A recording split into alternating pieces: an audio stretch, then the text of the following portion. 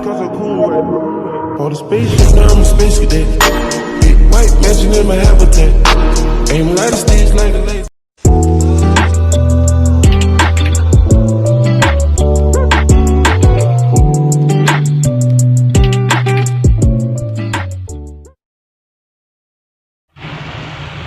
Assalamualaikum warahmatullahi wabarakatuh. Selamat pagi dan salam sejahtera bagi kita semua. Perkenalkan, nama saya Arun Maulidatun dengan nomor induk mahasiswa 202234020, Fakultas Keguruan dan Ilmu Pendidikan, Prodi Pendidikan Bahasa dan Sastra Indonesia, Universitas Muria Kudus. Yang terhormat Bapak Dr. Agus Darmoeki MPD selaku dosen pengampu mata kuliah keterampilan reseptif.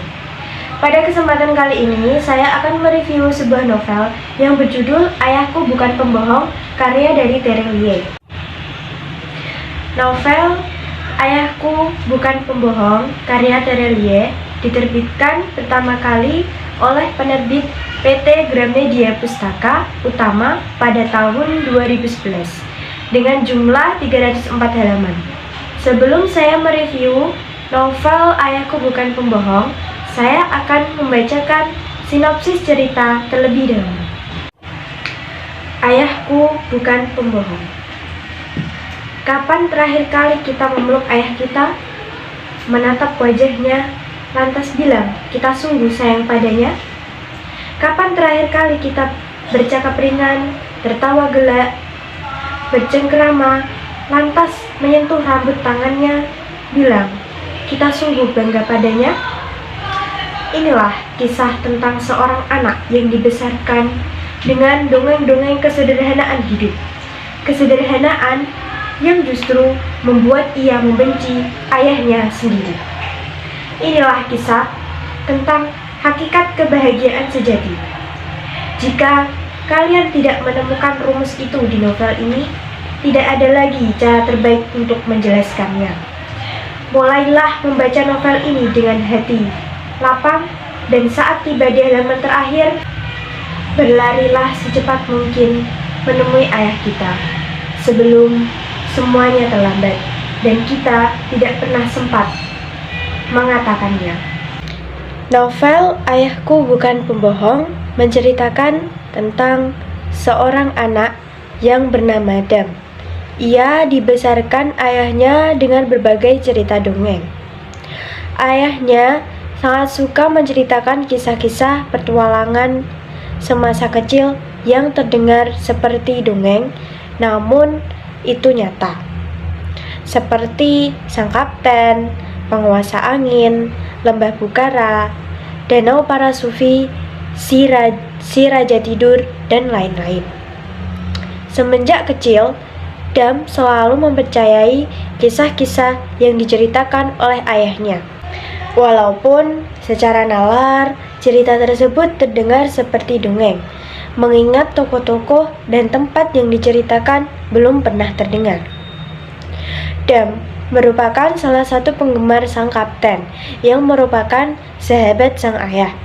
Semasa kecil, Dam mulai bertanya-tanya, jika memang ia sahabat ayah, pasti ia bisa bertemu secara langsung, minta tanda tangan, dan mengirimkan surat kepadanya. Namun, ketika Dam meminta semua itu, sang ayah justru melarang dengan alasan Sang Kapten sudah menjadi pemain terkenal. Dam, lagi pula sudah puluhan tahun yang lalu kami bersahabat. Sudah pasti ia lupa dengan ayah, Dam. Ia pernah bertanya kepada sang ibu, apakah semua yang diceritakan ayah itu fakta, Ibu? Ibu Dam hanya menjawab, suatu saat kamu akan mengetahui maksud dari cerita ayahmu tersebut, Dam. Saat Dam tumbuh dewasa, Dam mulai tidak mempercayai seluruh kisah-kisah tersebut. Dam justru menganggap bahwa ayah Dam merupakan pembohong besar. Dam menikah dan dikaruniai 2 orang anak yang bernama Zaz dan Kon. Hingga suatu saat, istri dari Dam menyarankan agar ayahnya Dam tinggal bersamanya, karena semenjak ibu meninggal, ayah Dam sendirian. Awalnya Adam tidak menyetujui. Ia takut bahwa anak-anaknya bertemu dengan kakeknya, mereka akan dibacakan dongeng-dongeng kembali seperti Adam dahulu. Namun, lama-kelamaan Adam menyetujui dan mempersilahkan ayahnya untuk tinggal bersamanya. Dan benar saja, ayah Adam menceritakan semua kisah-kisah yang telah diceritakan kepada Adam. Ayah Adam juga menceritakan Adam semasa kecilnya. Adam merasa kesal, dan saat hujan deras, Adam mengusir ayahnya untuk kembali ke rumah tua itu. Namun, pagi harinya, Adam mendapat kabar bahwasannya ayah Adam jatuh pingsan di pemakaman umum dan kemudian dibawa ke rumah sakit untuk mendapatkan penanganan. Ayah Adam tidak dapat bertahan lama dan kemudian meninggal. Saat pemakaman, hal tak terduga terjadi. Layang-layang yang diceritakan ayah Adam berterbangan, kemudian sang kapten si nomor 10 datang ke acara pemakaman sang ayah.